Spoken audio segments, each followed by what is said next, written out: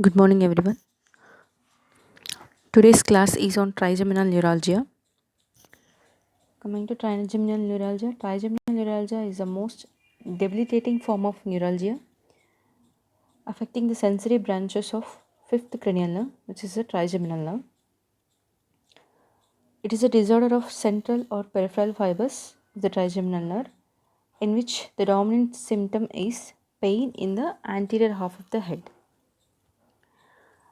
It is also known as tic doulorex, and it's also known as Fothergill's disease.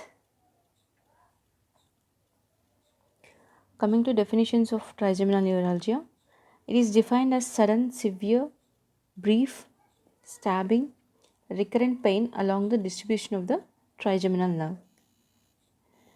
The first detailed description of this condition was given by Andre in 1756, who had suggested it to be the convulsive disorder and named it as tic doulorex. In 1973, a detailed description given about trigeminal neuralgia as it is a painful affliction of the face and gave an account of the clinical features which are still in use today. This disorder is also known as Fothergill's disease as is described by John Fothergill in 1973.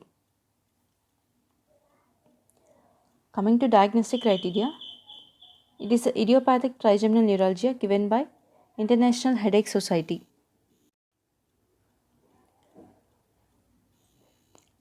First one is the paroxysmal attack of facial pain lasting for a few seconds to less than 2 minutes. And the second one is characteristics of pain, which is distributed along the one or more divisions of trigeminal nerve, and the pain is described as sudden, intense, sharp, superficial, stabbing, or burning in quality. Pain is precipitated by trigger areas or by certain daily activities such as eating, talking, washing face, etc. And there will be no symptoms between the paroxysms.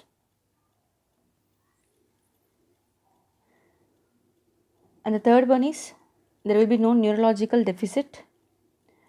And fourth is attacks are stereotyped in the individual. And fifth one is the other causes of facial pain are excluded by taking a detailed case history, physical examination, and investigations. Coming to clinical features, signs and symptoms, White and Sweet's criteria. This includes 5 diagnostic criteria. Among this, the first one is paroxysmal pain lasting for few seconds to minutes, and pain is described as sharp, knife-like, and there will be no symptoms between the attack. And second one is the majority of the patients have cutaneous zones that are located along the distribution of one or more divisions of trigeminal nerve. Stimulation of these zones by touching or even by light breeze on the area will elicit severe lacerating pain. The pain is characteristically present along the distribution of the trigeminal nerve. It is usually unilateral at the time, even in the rare cases of bilateral trigeminal neuralgia. Coming to fifth one, neurological examination of the patient between attacks is normal, and this usually seen in elderly population between 50 to 70 years of age and more commonly seen in females.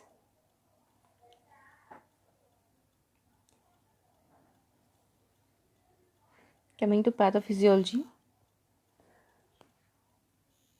trigeminal neuralgia can be an idiopathic or secondary to the other causes such as tumors, etc.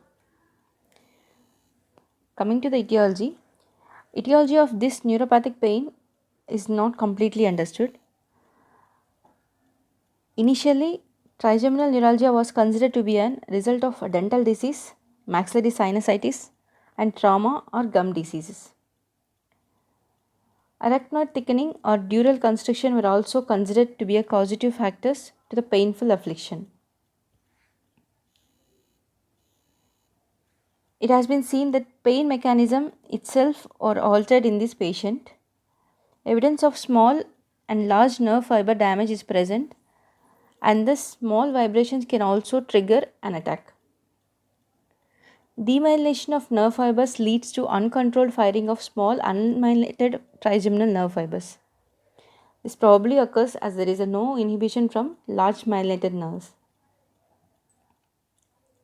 Patients with multiple sclerosis have a higher incidence of trigeminal neuralgia.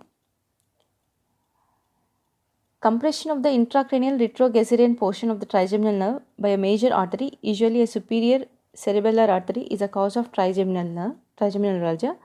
This was suggested by Dandy.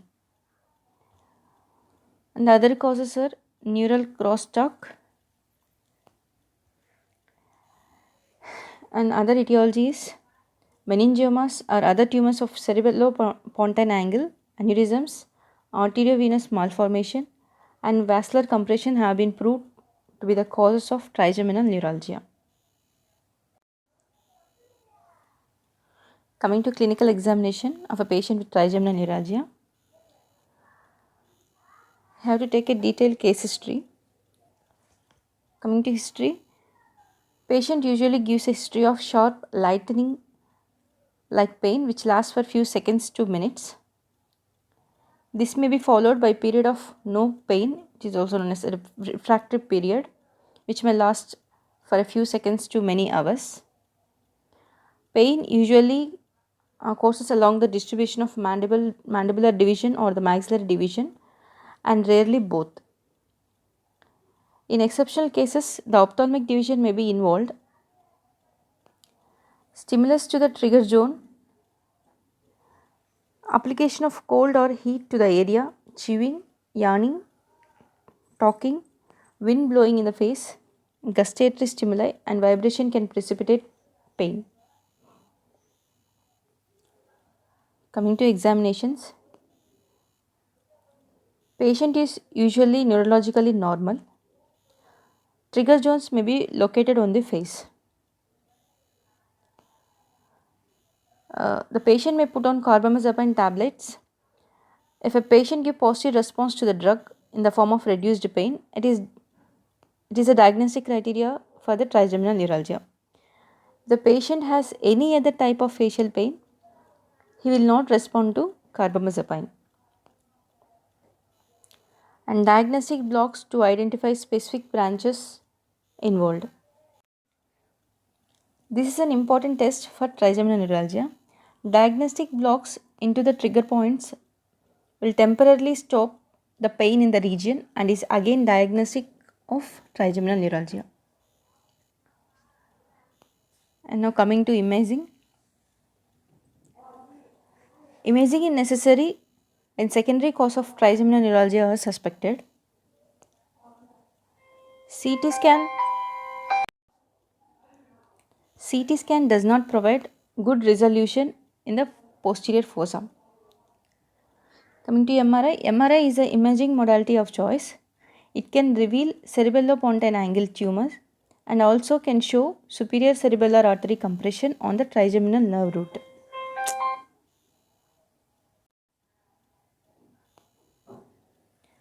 Magnetic resonance angiography or conventional angiography can help to locate vascular lesions.